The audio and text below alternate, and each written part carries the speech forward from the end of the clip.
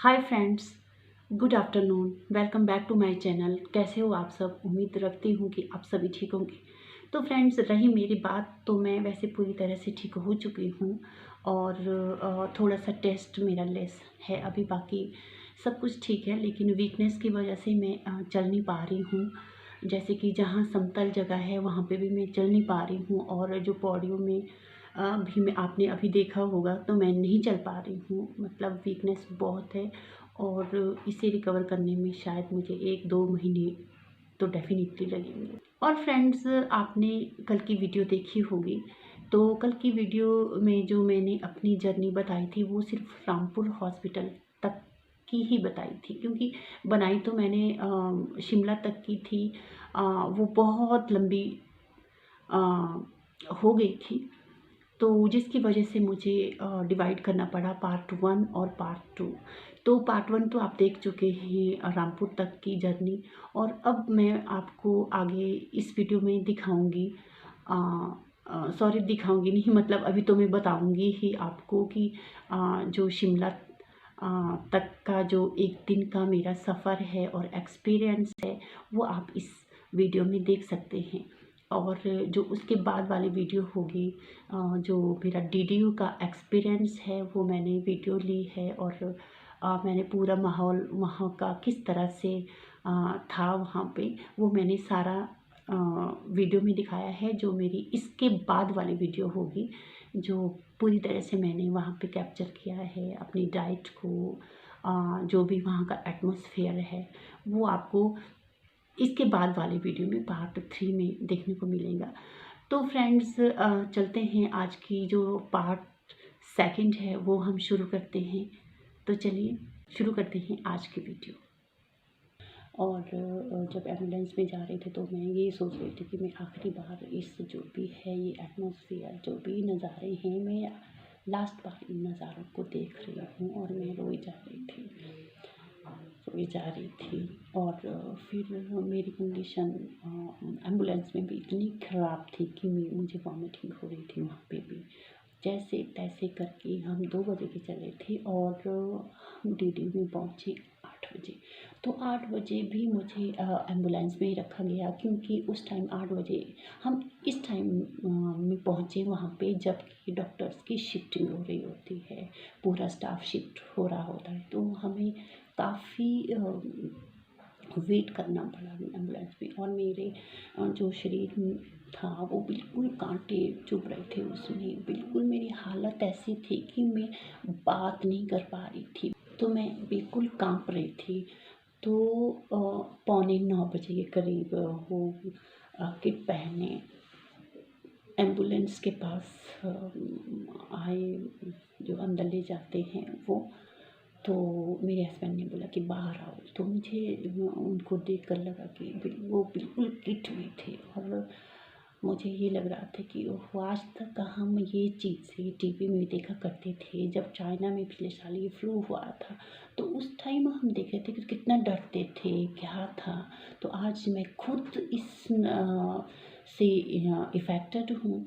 तो मेरी टांगें नहीं चल रही थी, मैं आराम से नीचे उतरी और मैं उसमें बहुत कांप रही थी। मेरे से कदम नहीं दिया जा रहा था क्योंकि मेरी सांसें ऊपर की ओर चढ़ रही थी। तो मेरे हस्बैंड ने बोला वहाँ रैलिंग थी डीडीयू में, बाहर बाहर वाली साइड में रैलिंग लगी है। तो मेरे हस्बैंड ने बोला कि ये रैलिंग पकड़ो आप, फिर खड़े हो जाओ। मैंने अपने हस्बैंड को मना किया कि नहीं, मैं रैलिंग नहीं पकड़ूंगी, कि अगर मैंने रैलिंग को पकड़ लिया तो कोई यहाँ से बेचारा गुजरेगा, रैलिंग को पकड़ेगा तो वो इससे इफ़ेक्टेड हो जाएगा। तो मैंने बोला कि नहीं, और मैं ऐसे ही नीचे बैठ गई और मेरी सांस फूल रही थी। करके मेरे हस्बैंड भी मेरे साथ ऊपर तक आए। तो हमारा जो रूम था वहाँ जो मुझे मिला वो चौथी मंजिल थी। और फिर मुझे लिफ्ट में वहाँ 4th फ्लोर पे ले जाया गया। मेरा बेड नंबर 4 था। तो जैसे ही हम वहाँ पहुँचे तो जो बेड मुझे मिला था उस पर कुछ ना तो कंबल थी ना ही बेडशीट थी। तो हमने घर से ले गया था एक कंबल और तकिया। तो फिर मैं ऐसे ही उस बेड पे लेट गई। मैंने अपने हस्बैंड को बोला कि कंबल मेरे ऊपर डालो। तो सांस में मेरी सांसें चल रही थी और मैं ऐसे ही सो गई थी। और काफ़ी देर के बाद, क्योंकि शिफ्टिंग हो रही थी, तो बहुत देर के बाद वहाँ पे डॉक्टर आए। फिर डॉक्टर ने मुझे देखा कि क्या है, तो उन्होंने बोला कि इनको ऑक्सीजन की ज़रूरत है। तो उन्होंने जल्दी जल्दी से मेरे में ऑक्सीजन लगाया। जब ऑक्सीजन लगाया और उन्होंने फिर पैरासिटामॉल की दवाइयाँ दी और कुछ एंटीबायोटिक दी, कुछ विटामिन्स की दवाइयाँ दी। तो उस टाइम उन्होंने मुझे दवाइयाँ खिला दी और ऑक्सीजन लगाया। लेकिन ऑक्सीजन में भी जो मेरी सांसें थी वो चल रही थी, ऊपर की ही ओर चल रही थी। और मैं बिल्कुल मुझे वॉशरूम जाना था, तो मैंने अपने हस्बैंड को इशारा किया कि मुझे वॉशरूम जाना है। तो मेरे हस्बैंड ने ऑक्सीजन को उठाया और मैं बेड पे खड़ी हुई, लेकिन मेरी जो सांसें थी वो चल रही, बिल्कुल ऊपर की ही ओर चल रही थी। वो स्टेबल नहीं थी, नॉर्मल सी नहीं थी। और जैसे ही मैं बेड से नीचे उतरी और मैं नीचे बैठ गई, फिर सांसें लेने लगी। उसके बाद थोड़ी एक कदम आगे बढ़ी, फिर मैं सांसें लेने लगी। तो वहाँ पे कोई डॉक्टर थे, तो उन्होंने बोला कि व्हील चेयर है, व्हील चेयर ले जाओ। तो मेरे हस्बैंड ने व्हील चेयर लाया, लेकिन मैं व्हील चेयर पे भी कंफर्टेबल नहीं थी। मैं बिल्कुल आगे की ओर झुकी थी और मेरी सांसें ऊपर की ओर चल रही थी। मैं बिल्कुल इस तरह से नहीं बैठ पाती थी, क्योंकि मुझे इतनी प्रॉब्लम हो रही थी। तो मेरी सांसें ऊपर की ओर चली, मैं बस यूँ थी, नीचे नीचे झुकी हुई थी। तो वॉशरूम ले गए वो मुझे, और मैं अंदर वॉशरूम में थी, लेकिन मुझे हिम्मत नहीं हो रही थी, खड़े होने की हिम्मत नहीं हो रही थी। तो मैंने एक कदम दिया वॉशरूम में भी, तो वहाँ पे नीचे बैठी और सांसें बिल्कुल, मतलब गहरी गहरी सांसें ले रही थी मैं। और फिर एक कदम आगे बढ़ाया मैंने, फिर मैं सांसें ले रही थी और सामने मेरे हस्बैंड वहाँ दूर खड़े थे। तो मैंने उनको इशारा किया कि इधर ही लेके आओ व्हील चेयर। तो वो वहाँ पे व्हील चेयर लेके आए और उसके बाद फिर मेरे हस्बैंड ने मुझे बेड पे ले गया और फिर सो गई, बिल्कुल कवर करके। हाँ, जो हमारा डाटू होता है, मैंने अपने सिर को डाटू से कवर किया था और मास्क तो मास्क नहीं, सॉरी, वो उस टाइम वो पहना था, ऑक्सीजन था। तो मैं वैसे ही सो गई। मैंने कपड़े पहने थे, अंदर से जैकेट पहनी थी, फिर कंबल था और ऊपर से हमने घर से बेडशीट ले गए थे और मैंने बेडशीट को भी ऊपर से डाला था, लेकिन नीचे जो बेडशीट होती वो हॉस्पिटल वालों ने प्रोवाइड कर दी थी उस टाइम। तो उसके बाद उन्होंने 2 कंबलें और दी, 2 नहीं 3 कंबलें दी थी। तो एक कंबल मैंने अपने हस्बैंड को दे दी थी, तो एक कंबल हमारी अपनी थी। फिर मैंने बेडशीट को भी ऊपर से डाला था। तो जैसे फिर मैं सो गई, मतलब नींद तो वैसी नहीं आई। फिर मैं सो गई और रात को एक अंकल थे जो बैठे थे वहाँ, उनको अच्छा नहीं लगा था, वो तो वैसे ठीक थे, लेकिन थे वो पॉजिटिव, थोड़े से सिम्टम थे उन्होंने। तो वो बेचारे पूरी रात बैठे थे वहाँ पे, क्योंकि उनको सिस्टम पसंद नहीं आया था। वहाँ पे ब्लोअर नहीं चला था उस टाइम, और ना ही कोई गर्म पानी का प्रोसीजर था वहाँ पे कि गर्म पानी मरीज़ों को दे। तो इस तरह से तो वो संतुष्ट नहीं थे। तो उन्होंने ऊपर फ़ोन किए, काफ़ी फ़ोन किया उन्होंने ऊपर, और वो पूरी रात बैठे रहे। तो मैं एक बारी में रात को उठी, तो उन्होंने बोला, बेटे कैसा महसूस कर रहे हो आप अभी? तो मैंने उनको बोला था, अंकल जी मैं काफ़ी अच्छा महसूस कर रही हूँ, और आपकी बदौलत यहाँ पे जो बेड मिला है और कंबलें मिली है 3-3 4-4 हम लोगों को, तो ये आपकी वजह से है, क्योंकि उनकी शायद पहुँच काफ़ी ऊपर थी। तो इस वजह से फिर सुबह सुबह हुई और मैं सुबह लेटी थी। मेरा पूरा जो मेरे जैकेट हैं पूरा पसीने से तर हुए थे बाहर तक, और इवन कि मेरी जो कंबल है, मोटी कंबल, वो भी पसीने से तर थी। मेरा बिस्तर पसीने से तर था। तो सुबह डॉक्टर आए, उन्होंने पूछा कि कैसे फील कर रही हूँ। मैंने बोला अभी सॉरी, उससे पहले मेरे हस्बैंड ने मेरे मुँह से कंबल को हटाया था और मैंने बोला आज तो थोड़ी फ्रेश लग रही है। फिर मैं मुस्कुराई। तो उतने में डॉक्टर भी आ गए थे। फिर डॉक्टर ने देखा क्या है प्रॉब्लम, मैंने बोला कि पसीना इस तरह से आ रहा है। तो उन्होंने बोला कि लेटे रहना आपने, अब जो पसीना है अब इसको ऐसे ही रहने दो। तो मैं वैसे ही लेट गई और वैसे ही जो पसीना था वो पता नहीं सूख गया कि क्या, इतना मुझे याद नहीं है। तो फिर बाथरूम की बारी, सेकंड डे भी ये था कि मैं चल नहीं पाती थी, मेरी सांसें चल रही थी ऊपर को। और फिर सेकंड डे भी मुझे ये इसी पे ले गए व्हील चेयर पे। तो सेकंड डे भी मेरी कंडीशन, मतलब सेकंड डे भी मेरी कंडीशन बहुत ही बुरी थी। तो फिर उन्होंने इंजेक्शन लगाए मुझे, और जो इंजेक्शन है वो यहाँ पे भी लगाए दो दो, और उसके बावजूद मुझे पेट में भी इंजेक्शन लगे। तो उससे इंजेक्शन से पहले फिर बारी आई थी कि आपका ईसीजी भी होगा, और ईसीजी तो वहीं पे बेड पे ही किया गया था मेरा, तो जो ठीक आया था। और उसके बाद उन्होंने बोला कि एक्सरे के लिए जाना पड़ेगा, और मैं सोच रही एक्सरे के लिए कैसे जाऊँ। तो फिर व्हील चेयर पर मेरे हस्बैंड लेके आए मुझे एक्सरे पे। फिर नीचे ले गए, पता नहीं कौन सी फ्लोर में, मुझे बिल्कुल याद नहीं। तो जहाँ पे एक्सरे लेते हैं तो मुझे वहाँ पे खड़ा किया गया, और मुझसे खड़ा नहीं हो जा रहा था। वो डॉक्टर बोल रहे थे कि गहरी सांस लो, और मुझसे गहरी सांस नहीं लो। जैसे मैं गहरी सांस ले रही थी तो मुझे खांसी हो रही थी, और हाथ यूँ ऊपर थे, और मुझे खांसी बहुत हो रही थी। और फिर एक टाइम तो ऐसा था कि उन्होंने बोला गहरी सांस लो, तो मैंने चीख मारी, और मैं चीखी क्योंकि मैं खड़ी नहीं हो पा रही थी और सांस नहीं ले पा रही थी। तो मैं ज़ोर से चीखी, और वैसे ही मेरे हस्बैंड आए। फिर डॉक्टर ने बोला कि ले जाओ उनको।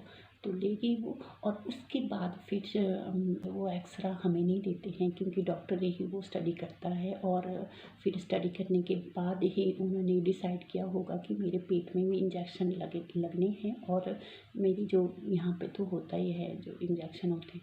तो शाम को डॉक्टर आए, फिर मुझे इंजेक्शन लगाए, यहाँ पे 2 इंजेक्शन यहाँ पे लगाए, एक पेट में लगाया, और उसके बावजूद फिर दवाइयाँ दी। तो ये था हमारा दूसरा दिन वहाँ पे। फिर मैं सो गई रात को, मतलब नींद तो नहीं आती थी, और सो गई। फिर सुबह जब उठी तो मैंने अपने हस्बैंड को बोला तो कि मुझे वॉशरूम जाना है, तो वो ये व्हील चेयर लेके आए। फिर मैंने बोला कि मत, आज मैं खुद से जाऊँगी।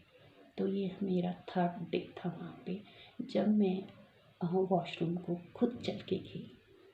तो जब मैं वॉशरूम को जाने लगी तो मेरी कंडीशन थोड़ी ठीक थी, लेकिन ऑक्सीजन तो चढ़ा था मुझे, इतनी मैं ठीक नहीं होती थी। लेकिन ये था कि मैं छोटे छोटे कदमों से रेस्ट कर के वॉशरूम जा सकती थी।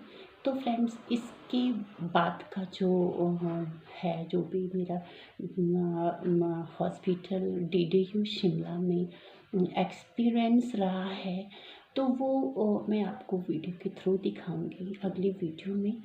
तो ये थी मेरी घर की जर्नी और मेरी डीडीयू तक की जर्नी। लेकिन जो डीडीयू में मेरी जर्नी है वो मैं आपको वीडियो के थ्रू दिखाऊंगी, क्योंकि मैंने वहाँ पे जो मेरा एक्सपीरियंस रहा तो वो मैं आपको अगली वीडियो में दिखाऊंगी कि मैं किस तरह से इम्प्रूव हुई, वहाँ पे किस तरह से रिकवर हुई, वहाँ की डाइट क्या थी, डॉक्टर्स कैसे थे, और वहाँ पे सब कुछ मैं आगे आपको वीडियो में दिखाऊंगी। क्योंकि इसके आगे मैंने वीडियो को कैप्चर किया है, और जो अभी तक की जर्नी थी मेरी, वो बहुत ही सीरियस कंडीशन वाली जर्नी थी कि मैं वीडियो नहीं ले पाई। फ्रेंड्स, जो मेरा ये एक्सपीरियंस रहा डीडीयू तक का आज, जो मैंने आपके साथ शेयर किया है, तो मैं आप सभी को ये बताना चाहती हूँ कि प्लीज़ लापरवाही ना बरतें आप। अगर आपको थोड़े से भी सिम्टम लगे, कोई बात नहीं, अगर आपको चाहे वायरल फीवर हो, चाहे आपको कोल्ड का हो, कोरोना अगर आपको हो भी ना, तो प्लीज़ आप टाइमली अपने स्वास्थ्य केंद्र जाइए, और वहाँ पे कोरोना का टेस्ट करवाएं, क्योंकि ये ऐसा नहीं है कि जैसे लोगों में पैनिक है कि कोरोना कुछ नहीं है। कोरोना एक बहुत बड़ी बीमारी है, और अगर इसमें पूरी तरह से आप ग्रस्त हो चुके तो आप अपनी जान से हाथ धो बैठेंगे, और आप अपना जो भी सिम्टम आए चाहे ना आए, थोड़े से अगर आपको कोल्ड के सिम्टम भी हो तो प्लीज़ आप टेस्ट करवाएं। अगर आप पॉजिटिव निकलते हैं, अगर आप में सिम्टम नहीं है और उसके बावजूद आप पॉजिटिव निकलते हैं, तो आपको कुछ नहीं होगा। आपको होम क्वारंटाइन रखा जाएगा, दवाइयाँ दी जाएगी, 10 दिन के लिए आपको होम क्वारंटाइन रखा जाएगा। तो इससे बेटर तो ये है कि अगर आप में सिम्टम नहीं है और आप कोरोना पॉजिटिव है, तो आप अगर आप चेक नहीं करवाते हैं तो आप किसी दूसरे आदमी को या दूसरे इंसान को इफ़ेक्टेड करोगे, बेचारे उनको इफ़ेक्टेड करोगे आप, जिनकी इम्यूनिटी सिस्टम लो है। हो सकता है जिनको आप इफ़ेक्ट करो वो अपनी जान से हाथ धो बैठें। तो इसलिए आप अपना कोरोना टेस्ट करवाएं और आपको कुछ नहीं होगा। सिर्फ 10 दिन को होम क्वारंटाइन रखा जाएगा, आपके लिए थोड़ी बहुत दवाइयाँ दी जाएगी, और अगर ऐसा ही है तो सिम्टम है तो आप को वहाँ पे आइसोलेट किया जाएगा, हॉस्पिटल में आइसोलेट किया जाएगा, और हॉस्पिटल में भी बहुत अच्छी देखभाल की जाती है। और जो मेरे एक्सपीरियंस से है, लेकिन लापरवाही ना बरतें, और आप लोग मेरी तरह लापरवाही ना बरतें। आप ये ना सोचें कि ये वायरल फ़ीवर है या दूसरी सालों की तरह वाला फ़ीवर है जो दवाइयों से ठीक हो जाएगा, पैरासिटामॉल से ठीक हो जाएगा, काढ़ा से ठीक हो जाएगा, या फिर दूसरी कोल्ड वाली जो दवाइयाँ हैं उनसे ठीक हो जाएगा। तो प्लीज़ आप लापरवाही ना बरतें, और आप अपने स्वास्थ्य केंद्र जाइए। आप अपनी तो जान बचा ही रहे हैं, आप किसी थर्ड पर्सन की जान भी बचाएंगे अगर आप स्वास्थ्य केंद्र जाते हैं, अपना कोरोना टेस्ट करवाते हैं। इसमें कुछ नहीं होता है। और फ्रेंड्स, एक बात मैं ये भी बता देती हूँ कि जब भी आप कोरोना पॉजिटिव निकले तो लेकिन उनसे संपर्क ज़रूर करें आप। जैसे कि मैं कोरोना पॉजिटिव जब मैं निकली थी तो मैंने एकदम से उन लोगों को कन्वे किया था। उन लोगों को मैं फ़ोन तो नहीं कर सकती थी क्योंकि मेरी सांसें काफ़ी चल रही थी, तो मैंने व्हाट्सएप किया उन लोगों को जिनके कांटेक्ट में मैं थी या जो मेरे कांटेक्ट में थे। तो मैंने उनको बोला कि मैं कोरोना पॉजिटिव आ गई हूँ, आप भी अपना टेस्ट करवाएं, और जिन जिन लोगों के साथ में थी। तो आप एक ज़िम्मेदार नागरिक का जो कर्तव्य होता है तो वो आप निभाएं। जो आपके कांटेक्ट में है, अगर आप पॉजिटिव निकलते हैं तो प्लीज़ आप उनको कन्वे करें जो आपके कांटेक्ट में है। अगर मुझे भी कांटेक्ट किया होता तो मेरी कंडीशन इतनी ख़राब नहीं होती। हमारे भी जो पीरियड होता है होम आइसोलेशन का वो कंप्लीट हो चुका है आज, लेकिन मैं बाहर बिल्कुल भी नहीं जाऊंगी काफ़ी दिनों तक, जब तक कि मुझे नहीं लगे कि मैं बिल्कुल ठीक हूँ। मैं वैसे बिल्कुल ठीक हूँ, लेकिन मैं अभी भी ठीक ढंग से चल नहीं पाती हूँ, और जो मेरी आप देख रहे होंगे मैं ज़ोर से बात भी नहीं कर पा रही हूँ, और अभी बाकी सारा कुछ सिस्टम ठीक है, लेकिन जो मेरी अभी जो टेस्ट का होता है, टेस्ट की जो ग्रंथि है शायद वो अभी इम्प्रूव नहीं हुई है, रिकवर नहीं हुई है। मुझे स्मेल आ रही है, सब कुछ ठीक है, लेकिन जो टेस्ट है, अब जैसे मैं अदरक वाली चाय पी रही हूँ तो मुझे अदरक की बास नाक से आ रही है, लेकिन जीभ से टेस्ट नहीं आ रहा है। खट्टा मीठा नमकीन मिर्ची ये सब कुछ लग रहा है, लेकिन जो टेस्ट है स्मेल वाला टेस्ट वो नहीं आ रहा है, सिर्फ नाक से जो स्मेल है वो आ रही है। तो फ्रेंड्स, ये थी मेरी आज की वीडियो, जो मैं कोविड-19 का जो मेरा भी एक्सपीरियंस था वो ये वाली वीडियो थी, और इसके आगे वाली जो वीडियो है वो मैं आपको वीडियो ही दिखाऊंगी जो मेरा DDU का यानी कि रिपन हॉस्पिटल शिमला का एक्सपीरियंस है, वो मैं अपनी अगली वीडियो में आपको दिखाऊंगी। तो फ्रेंड्स, मैं इसी के साथ ये वीडियो क्लोज़ करती हूँ, और आपसे यही अनुरोध करती हूँ कि प्लीज़ जैसे भी आपको थोड़े से सिम्पटम दिखाई दे या लगे, थोड़े से सिम्पटम भी आपको कोल्ड के या कुछ, तो प्लीज़ आप कोरोना का टेस्ट करवाएं। तो इसी के साथ मैं आज की वीडियो यहीं पे क्लोज़ करती हूँ। तो बताएं कैसी लगी आपको मेरी ये वीडियो, कमेंट सेक्शन में ज़रूर बताएं। और जो मेरे चैनल पे न्यू है वो प्लीज़ मेरे चैनल को सब्सक्राइब करें। Keep smiling, take care, bye bye.